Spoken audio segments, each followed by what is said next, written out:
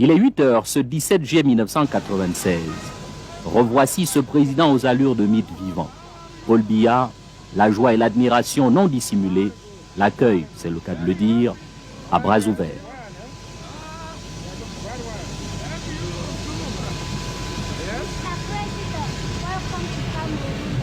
Oh, thank you very much. Thank you. Thank you. Thank you. Are you all right? Very well. How are you? Oh, I'm so happy to see you. I had a very lovely time here. I'm not very sorry. You just don't stop. Yes, how are you? Let's go.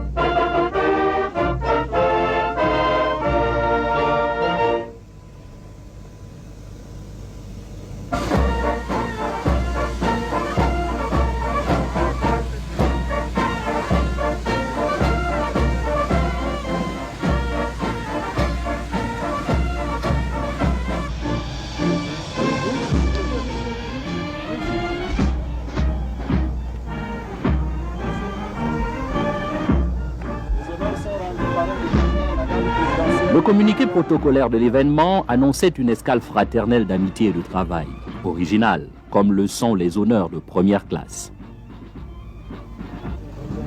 Longeant la bordure d'un long tapis rouge, un détachement de la garde présidentielle est déployé sous le commandement du capitaine de corvette Mendoua Jean.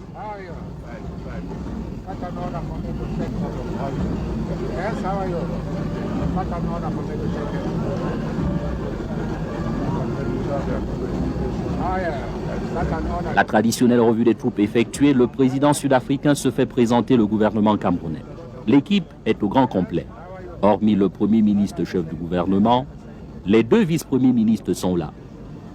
Les ministres d'État aussi, suivis des ministres, secrétaire d'État, le délégué général, le commandement de la province du centre, des départements du Mfundi et de la Mefouya Famba et le patriarche de la ville.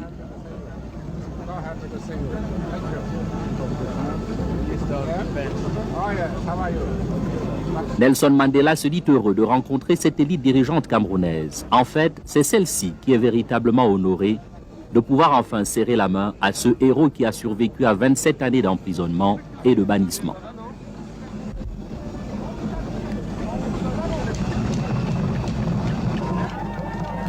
Tout à la fois majestueux, charismatique, humble et simple, le prix Nobel de la paix distille des amabilités, emplissant littéralement l'air de Simalène de son aura.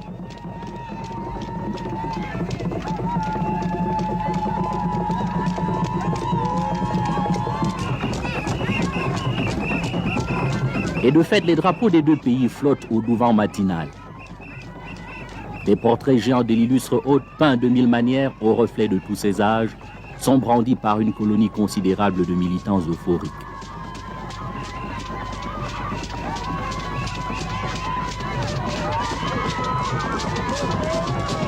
Main dans la main, le président du pays le plus puissant du continent et le président en exercice de l'Organisation de l'Unité africaine font un tour de la foule qui s'extasie avec frénésie.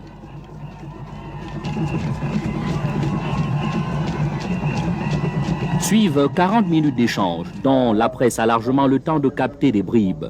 Priorité du nouveau président de l'OUA, coopération bilatérale et multilatérale avec en vedette l'inévitable question de la dette des pays pauvres, etc.